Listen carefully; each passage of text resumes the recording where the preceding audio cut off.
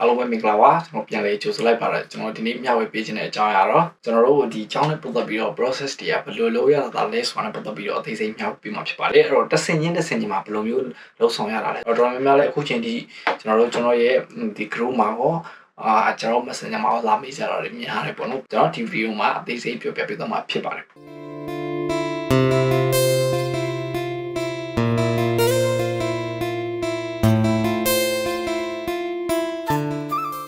အဲ့တော့မြန်မာပြည်ဘက်ကအကြောင်းသားတွေအတွက်ပေါ့နော်ဒီ full web ဖြစ်ဒီ 2 web ဖြစ် process ကတော့ပုံမှန်အဖြစ်ကြောယူကအတူတူပဲနံပါတ်1ကဘာလုပ်ရမလဲဆိုလို့ရှိရင်ကျွန်တော်တို့အကြောင်းရှောက်မယ်ဆိုလို့ရှိရင်အကြောင်းရွေးပြီးတော့ agency အပ်မယ်ပေါ့နော် agency အပ်တဲ့အချိန်မှာလည်းစနစ်တကျမှန်ကန်ရွေးချယ်နိုင်ဖို့လိုပါတယ်အဲ့တော့ကြော်ညာပေးရမှာဆိုလို့ရှိရင်တော့ကျွန်တော် agency ကိုလာခဲ့ပါကျွန်တော်တနိုင်ဆုံးကျွန်တော်ကိုယ်တိုင်လုပ်ပေးပါမယ်ဘာကြောင့် agency ကိုရွေးခိုင်းတာလဲဆိုလို့ရှိရင်ကျွန်တော်တို့ကိုရီးယားဘက်ခြမ်းကအကြောင်းတွေက individual လုပ်ပေးဖို့အတွက်သူတို့နည်းနည်းကြားတယ်ပေါ့နော် process ကတချို့ကြောင်းတွေမလုပ်ပေးချင်တာမျိုးရှိတယ်မလုပ်ပေးနိုင်တာမျိုးရှိတယ်အဲ့တော့ကျွန်တော် agency ရဲ့ကျတော့သူတို့စကားပြောထားတယ်ချိတ်ဆက်ထားတယ် MOU ထူးခြားကြတာဖြစ်တဲ့အတွက်ပြင်လင်းမြန်လုံဆောင်ပေးတယ်ပြီးတော့ကျွန်တော် G1 ပြောင်းတဲ့ process တွေအတွက်တာဝန်ယူမှုတာဝန်ခံမှုတွေလည်း agency နဲ့ချုပ်ထားတာဖြစ်တဲ့အတွက်ကျွန်တော် individual ဆိုလို့ရှိရင်အကြောင်းဘာမှလုပ်လို့မရဘူးအဲ့အတွက်ကျွန်တော်တို့ cover ယူထားတာဖြစ်တယ်အဲ့တော့ process တွေမြန်နဲ့အဆင်ပြေပြေရောက်ဖို့ဆိုလို့ရှိရင် agency တွေနဲ့ရှောက်တာကတော့ဒီ D4 D2 ကတော့ပို့ပြီးအဆင်ပြေတယ် master program ဆိုရင်တော့တစ်မျိုးပေါ့အဲ့တော့ number 1ကကျွန်တော်တို့ show money ပြင်ရပါမယ်အဲ့တော့ ECU အကြောင်းတွေတော့မပါဘူးကျွန်တော်ပုံမှန် process အရာဆိုလို့ရှိရင်တော့ကျွန်တော်တို့ show money ပြင်ဆင်ရပါမယ် show money ကအနည်းဆုံးဘန်တက်လီ6လနဲ့အထက်ရှိရင်ပိုကောင်းတယ်တက်တန်းကြတယ်ဟိုရင်ကလေးကကိုတုံးထားတဲ့ဘန်ဆောက်တွေပါရှိရင်လည်းအဆင်ပြေတယ်အဲ့တော့ဒီနေရာမှာဘန်နဲ့ပတ်သက်ပြီးတော့ပြင်ဆင်တဲ့အခါမှာကျွန်တော်အကြံပေးတာကတော့ကျောင်းသားကိုယ်တိုင်ပေါ့နော်ဖွင့်ထားတဲ့ဘန်ကိုယ့်ရဲ့ဘန်အကောင့်ကိုလောက်ထားပို့ပြီးတော့ကျွန်တော်ကတော့ဥစားပေးတယ်ပို့ပြီးတော့ recommend လုပ်ချင်တယ်ပေါ့နော်အဲ့တော့ကျောင်းသားဘန်အကောင့်ကိုယ်တိုင်ပြင်တော့အကောင်းဆုံးပဲ human ကတော့ကျွန်တော်တို့ဘယ်လိုပြောရမလဲဆိုတော့တော်တော်များများလေးအဆင်ပြေပြင်ဆင်နိုင်ဖို့ပြင်ဆင်ဖို့ပြင်ဆင်နည်းလေးတွေကတော့ရှိရပေါ့နော်အဲ့ဒါအသေးစိတ်ကတော့ကျွန်တော်ရှင်းမှာပြောတော့မပြောတော့ဘူးကျွန်တော် agency မှာဆိုရင်တော့အသေးစိတ်ကျွန်တော်တို့ပြန်လုပ်ဆောင်ပေးနေတယ်အဲ့ဒါပြီးဆိုလို့ရှိရင်တော့စီးလို့တဲ့ကြောင်းနဲ့စီးဖို့ပြင်ရတော်တော်များများကတော့ကြောင်းကောင်းတယ်ဆိုလို့ရှိရင်ကျွန်တော်တို့စီးဖို့ပြင်ရလိုအပ်တယ်စီးယူရမယ်ပေါ့နော်အဲ့ဒါမှတချို့ကြောင်းတွေကစီးဆောင်ပေးတာမျိုးရွှေဆိုင်ပေးတာမျိုးလည်းရှိတယ်အဲ့တော့ကိုပေးလို့ကြောင်းရွေးချက်မလဲဆိုတာပတ်သက်ပြီးတော့လေဒါအဲ့တော့ပုံမှန်အဖြစ်တော့မြန်မာပြည်ဘက်မှာဆိုစီးဖို့ပြင်ကြိုယူရတယ်ကျွန်တော်တို့အကြ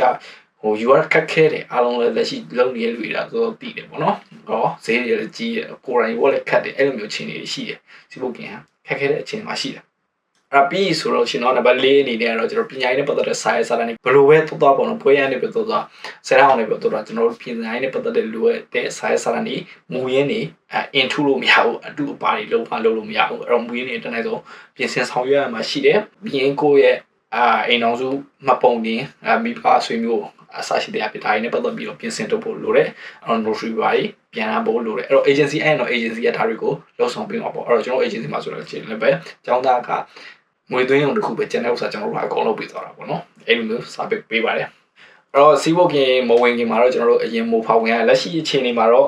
့ကျွန်တော်တို့2025ကျွန်တော်4လပိုင်းပေါ့နော်လက်ရှိအခြေအနေမှာတော့မိုးဖာကလည်းအရင်ခက်ခဲနေပါတယ်ဒါပေမဲ့ကျွန်တော်တို့ agency မှာတော့အတက်နိုင်ဆုံးအဆင်ပြေအောင်ဆောင်ရွက်ပေးနေပါတယ်နံပါတ်6အနေနဲ့ကဘာစီးဝင်ရမယ်ပေါ့နော်စီးဝင်အဲ့တော့တိုင်ရုံမှာစီးဝင်ရမယ်ပြီးစီးပြန်ထွက်လာတာကိုစောင့်ရတယ်ပေါ့နော်နံပါတ်9ကတော့ကျွန်တော်တို့ကျောင်းနေဟာသူဘေးရဲ့ဘေးကနေဘေးရဲ့ကိုကျောင်းလက်ခံပါတယ်ဆိုတဲ့ date တွေထုတ်ပြန်တယ်အဲ့ဒီအတိုင်းပဲကျွန်တော်တို့ကကျောင်းတွေရှောက်ရတယ်ပေါ့နော်လိုတဲ့စာစာနဲ့ပေးပို့ပြီးရှောက်ရတယ်အဲ့မှာကျောင်းရှောက်ဖို့အတွက်ကျွန်တော် ban statement တွေပါထုတ်ရတယ် ban statement ကိုပေးရတာမျိုးရှိတယ်ပြီးရင် interview ရှိတဲ့ကျောင်းဆို interview ဖြေရမယ်ပေါ့နော်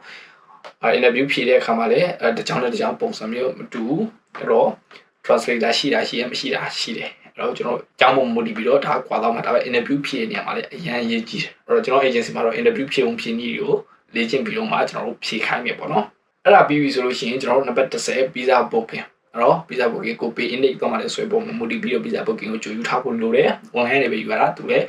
စီးဖို့ကလည်းမခက်ပြီမယ်ဒါကတော့တူခက်တဲ့ထင်မှာပါတယ်အခုနောက်ပိုင်းမှာကျွန်တော်တို့ Exam University ဆိုလို့ရှိရင်တော့ကိုရီးယားဘက်ခြမ်းကနေပြီးကျောင်းကထုတ်ပေးတဲ့ visa assure letter နဲ့ဒီဘက် visa မှာ visa booking ယူစရာမလိုဘဲနဲ့ဝင်ရတာမျိုးရှိတယ်ဒါ Exam ချွင်းချက်ကြောင်းနေ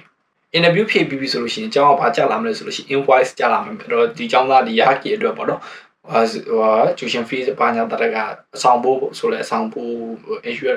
ကျမရပါကဘာညာအစားရှိတယ်ပြပါဘယ်လောက်ကြပါလဲဆိုတော့ invoice ပေါင်ချဖို့ထုတ်ပေးပါတယ်အဲ့ဒါထုတ်ပေးပြီးဆိုလို့ရှိရင်ကျွန်တော်တို့ကအကြောင်းသားဘာလုပ်အောင်လဲဆိုလို့ရှိရင်ငွေသွင်းရပါမယ်သူ့ဘဏ်အကောင့်ကိုသတ်မှတ်ထားတဲ့ရက်အတွင်းသွင်းရမယ်အဲ့ဒါသွင်းပြီးသွားပြီဆိုလို့ရှိရင်အကြောင်းဘက်ကကျွန်တော်တို့ A ကောင်ဆိုတဲ့ admission letter ကိုပြန်ထုတ်ပေးပါတယ်ကျွန်တော်တို့အဲ့ admission letter နဲ့တန်ရုံ visa ဝင်ရမှာဖြစ်ပါတယ်အဲ့တော့ဂျားထဲမှာကျွန်တော်ဘာလုပ်ဖို့လိုလဲဆိုလို့ရှိရင်ကျွန်တော်တို့ save တွေပါတယ် visa မဝင်ခင်မှာ save စစ်တာတွေပါတယ်လောက်ရတယ်အဲ့တော့ဒီ save တဲ့အခါမှာကျွန်တော်တို့တစ်ခါလဲစစ်ခိုင်းတယ် Vivo ကိုပါတစ်ခါလဲစစ်ပါနော်အဲ့တော့ TV test လဲစစ်မယ် Vivo ကိုလည်းတစ်ခါလဲစစ်တာမြန်မာပြည်မှာ Vivo စစ်တာကဈေးသက်သာတယ်ပေါ့နော်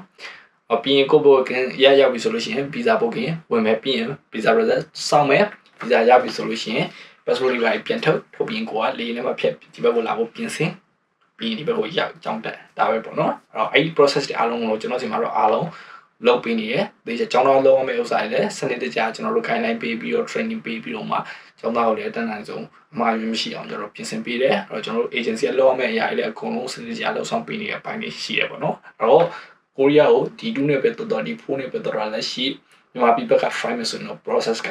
ဒီအတိုင်းပါပဲဒီလောက်ဆိုလို့ရှိရင်တော်တော်လေးနားလည်သွားမယ်လို့ထင်ပါတယ်ဒီဗီဒီယိုမှာကျွန်တော်ကျောင်းဟိုအစအနေပြီးတော့ဗောနော်အဆုံးထိဘယ်လိုမျိုးအဆင်ချင်းတစ်ဆင်ချင်းသွားရတာလဲဆိုတာရဲ့ဘေးခန္ဓာမှာဘာကြီးလောက်ရတာလဲဆိုတာပတ်သက်ပြီးတော့မျှဝေပေးခဲ့တာဖြစ်ပါတယ်အဲ့တော့အကျိုးရှိလိမ့်မယ်လို့ယုံကြည်ပါတယ်အားလုံးပဲ bye bye